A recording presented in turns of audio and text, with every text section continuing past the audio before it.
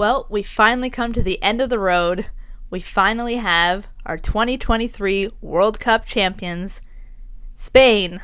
And the crowd goes wild. It's the end of the World Cup as we know it. It's the end. Welcome back, everybody. Welcome back, everyone.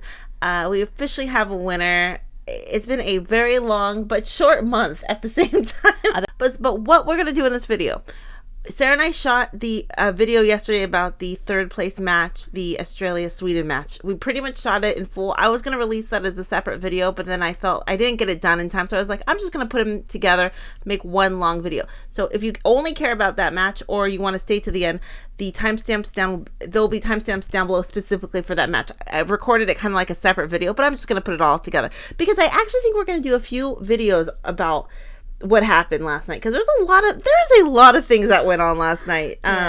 So many things, but we're just gonna give our snap reaction to the match last night. Sarah's gonna read this and we're gonna talk about it. Spain beat England to win 2023 Women's World Cup despite Mary Earp's heroics in tense final in Sydney.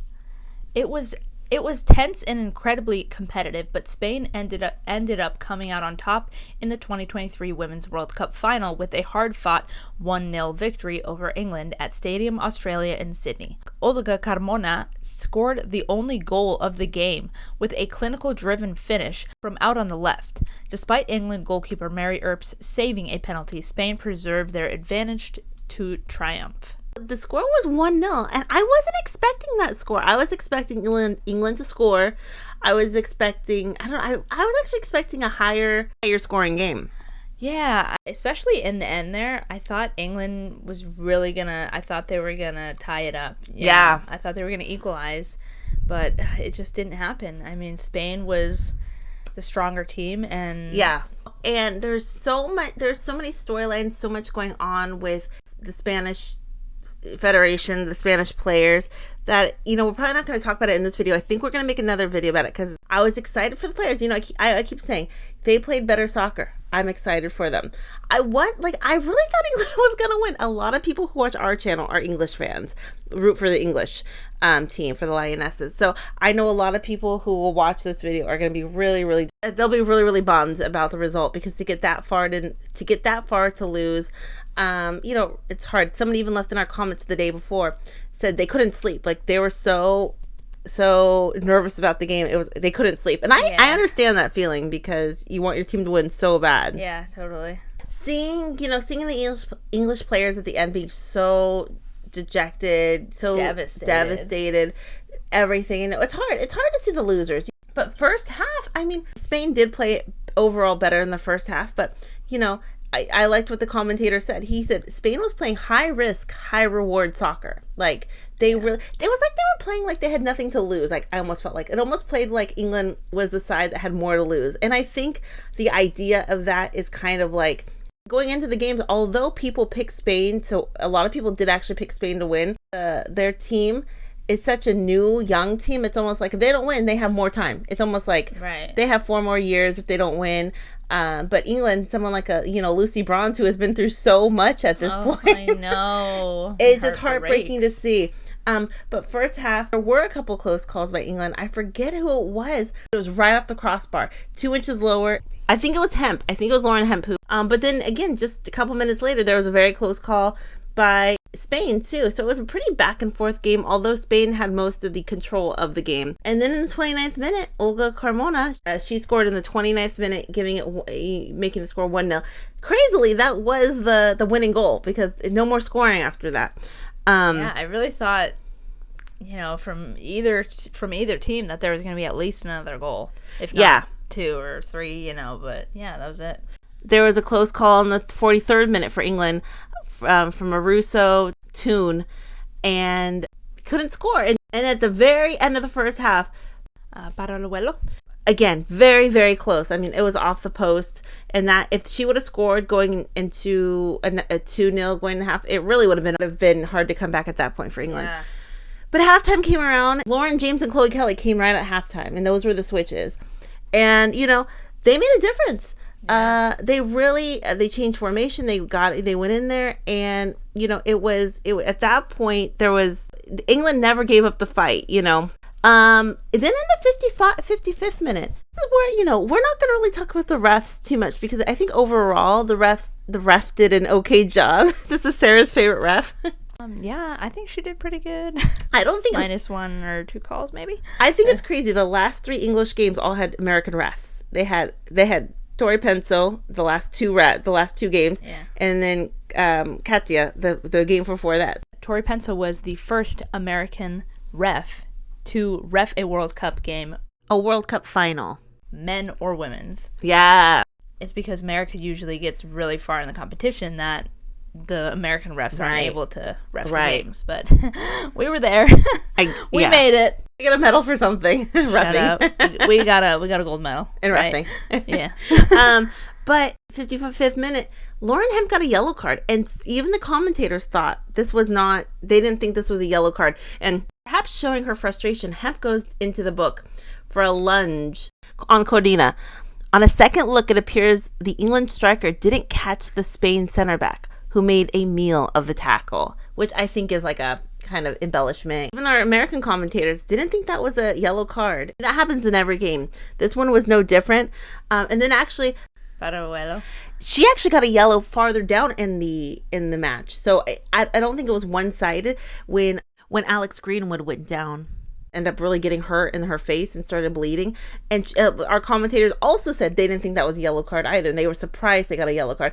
But there was a point where Georgia Stanway, she either pushed or tripped someone, and it wasn't a yellow card, and people were like, oh, that should have been a yellow card. So every year it happens, so there's nothing new. But I think the ref, Tori, was trying to be friends with everybody. Yeah, she was smiling a little too much. I've never seen a ref smile so much on the pitch. And I was here for it. I love it. She's got a great smile. Exactly. Yeah. She her eye. Very nice. She was doing some eyes at people. Very strange eyes. Giving the teacher, the serious teacher eyes when you know you're in trouble. Like, you shouldn't have done that. The 66th minute. This is when it kind of got wild. This is when Sarah started screaming. It was a handball. It was a handball on Keira Walsh in the box. And they had to review it, and it was a pretty obvious handball, even from our American commentators saw.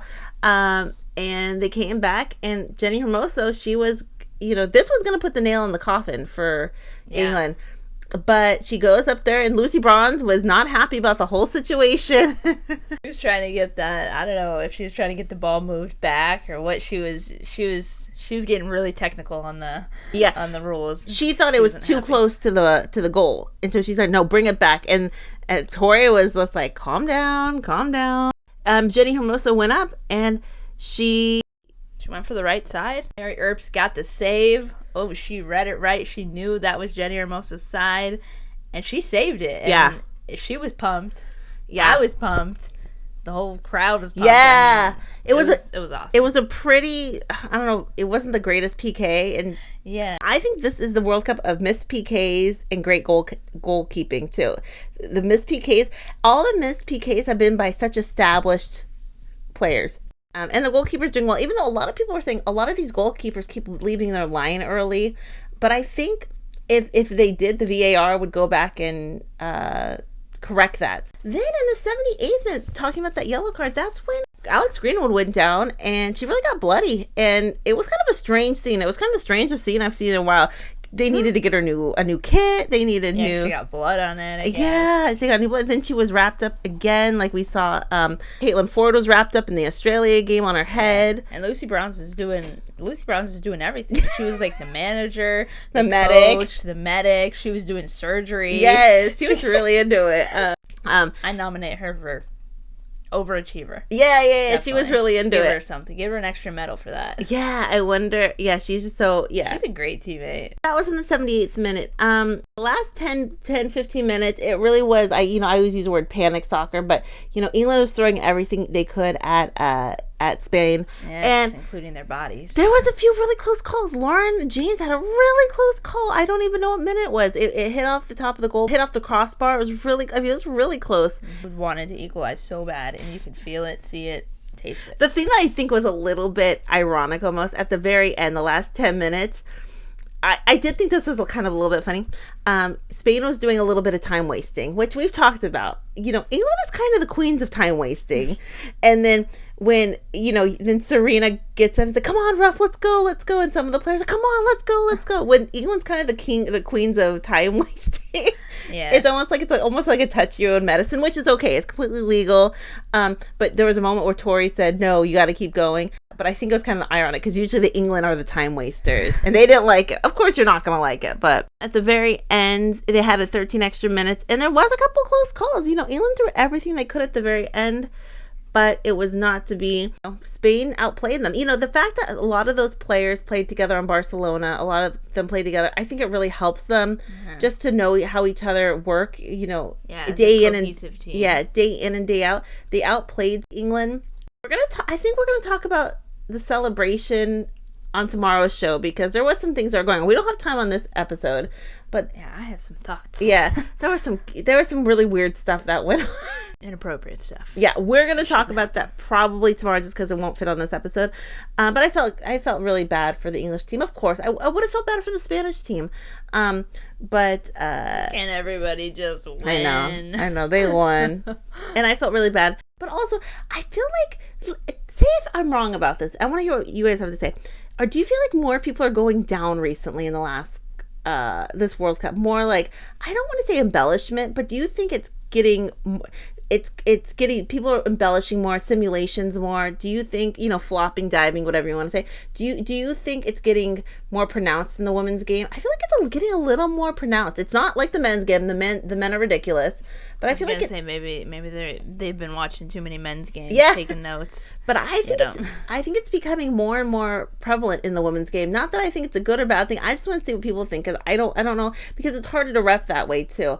Because the women have always been known, hey, unless you're hurt, you don't go down. But it seems like now, it's more of like the flop era. I mean, you almost got to do what you got to do to get it. Yeah, exactly. What does everyone think? England, and at the very end, I guess we'll talk about it tomorrow, but Lucy was up, Lucy didn't shake hands. It was crazy. Congratulations to Spain. Congrats Spain. Players, that is. Yeah, we're going to talk about this tomorrow. Will they even get the prize money? I mean, at this point. I was telling Sarah, I was like, honestly, how corrupt their whole federation is, whatever. Are they even going to see any of the money? Or are they just going to take it from themselves and do whatever they want? I'm worried about that, to be honest. Yeah, I'm worried about that. What does everyone think? Spain's run was not perfect. We all know that they lost 4-0 to Japan, and I think that is something that has to be noted only because, anyone can be beaten on any day, including Spain. So yeah, no one played perfectly throughout the entire tournament. Exactly. No one played perfect, but that's overall good for the women's games that no one's that dominant. But we're going to talk about some other aspects tomorrow, but congratulations to Spain. Woo! Congratulations. You guys did it. You did it. Questions, comments down below. Look out. The next part of the video is going to talk about Sweden, Australia. So if you want to hang out for that and see what we thought, it was a great game too. Check out that because that's going to happen in 2 seconds. But congratulations, Spain. You guys deserve it. You guys played a great game and it was great to see. And, Yeah, and we're proud of you as well, England. We love you. Yeah. Questions, comments down below. We'll talk to everyone later. Have a great night. Bye. Bye. Sarah, you know what song won't be played at Christy and Sam's wedding? What song is that? Literally any ABBA song. ABBA is banned from the wedding. Well, you also know where they're not honeymooning, right? Where's that? Sweden. They're staying away from Sweden. They really are. They really are. I mean, I didn't put 2 and 2 together until a little bit later, but they were both beat by Sweden, and it's kind of depressing, but extra bonding, I will say. So that's what we're going to talk about today. Sorry about for the lame jokes, but we were cultivating those in our head. Or even shopping at IKEA. No IKEA furniture in their house. You took it too far. Don't bring IKEA into this. I love IKEA. Third place match for the bronze medal. Clinical Sweden beat Australia to clinch third place at Women's World Cup. Fridolina, Rodfo, and Asllani scored to seal 2-0 third place playoff win over tournament co-hosts Australia.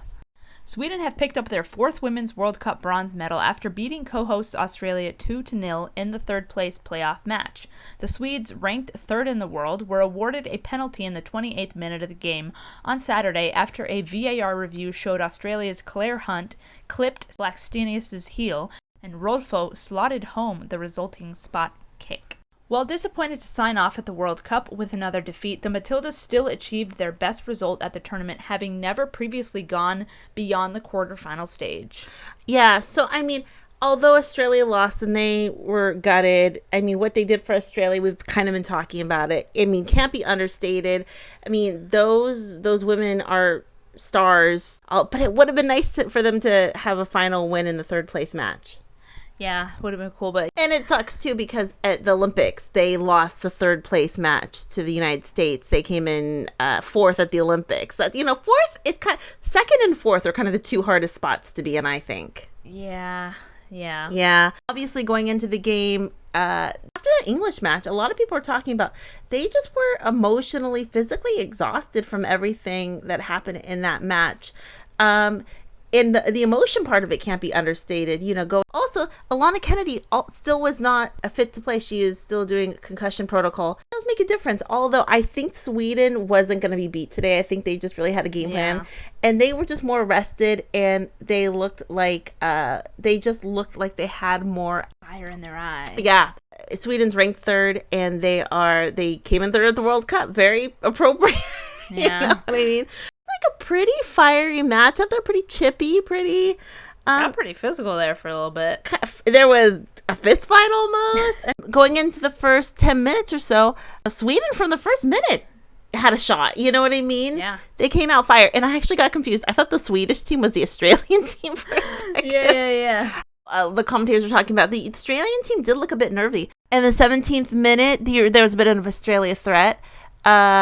In the 23rd minute, Haley Rasso, was very close in the 23rd minute. It was kind of a back and forth game, although Sweden's a big, tough team. Then in the 26th minute, that is when the PK happened. Some people, although people agree that it was a penalty, I think Hunt clipped Blackstenius' heel. That was kind of unfortunate. Rodfo made her PK. Going 1 down is never fun for the home team. And Sam Kerr, she was out there starting. We saw her kind of get beat up by the end of the game, but she really put her heart out there. By the end of the game, I'm kind of jumping forward. She got hurt and she was limping, and I didn't think she was going to make it a full 90, but she did. She was doing that for Australia. That was a gutsy performance by Sam Kerr. Yeah, you can see she's definitely giving it her all. Here it gets a little chippy. There was Caitlin FOORD and Mušović had to be kind of separated. They didn't show it that well on TV, but there was some pushing and shoving. They took this game as serious as a final. And their fight was not gone. Yeah. And right before half, this is when things got a little bit out of control, a little bit physical, a little bit exciting. We were kind of loving it. And it was right, I believe, at like the 45th plus 4 minutes. That's when some of the tension kind of boiled over a little bit. Asllani and Gorry kind of got into it. Asllani kind of pushed her from behind, and she kind of just pounced on her. Was trying to go for the ball, but her body was just in the way. Yeah. And then Gorry was not happy because not at all. She that was one of the moments where obviously they're not going to get in a fist fight, but it's kind of pumping out your chest a little bit, and it's kind of like, oh yeah, well, Gorry gave her a good shove. Yeah, she pushed her, and then Asllani's like, I'm not taking that. So they had to be broken up a little bit. It was wild. But that was kind of wild. And then just a couple minutes later, there was another collision that involved Asllani. In the 50th plus, 6 minute, right after the issue with Gorry, Kerr took a shot, I believe, and then Caitlin FOORD ended up with the rebound, and then her and Asllani again, they bashed into each other, and it wasn't good. Almost full speed, they just knocked each other just body to body. And eye to eye, there was blood, there was bumps, there was everything. Did everyone see that? When Sarah pointed out, when as soon as it happened, Caitlin Ford's eye just blew up. Huge bump, like welt above her eyebrow or on her eyebrow. And you haven't seen this. It's already a hella bruise because they interviewed her after, and it was hella bruised underneath. So I believe it. It really got. I mean, it was major. And then Asllani, we're thinking, oh, Caitlin must have gotten the worst of it. Then I saw blood. Yeah, there's blood like behind her ear. Oh man, that was crazy. That was crazy, and they were both hurt, but they seemed to be okay. Caitlin did come back with a big bandage on her head. Yes, and I was surprised by that. It was physical out there, and then at that point, they went into halftime, kind of bumped and bruised both players. Good thing it was just about halftime. In the 61st minute, that's when kind of it really was. Sweden really laid it down, and they scored. The commentators said it was a clinical turnover. It led to a goal for Sweden. Yeah, it did. A good goal. I mean, I think Australia just looked a little. I think they looked a little worn down. Overall. Yeah. Then the other part that was our favorite moment of the match. No, this was my favorite moment of the entire World Cup.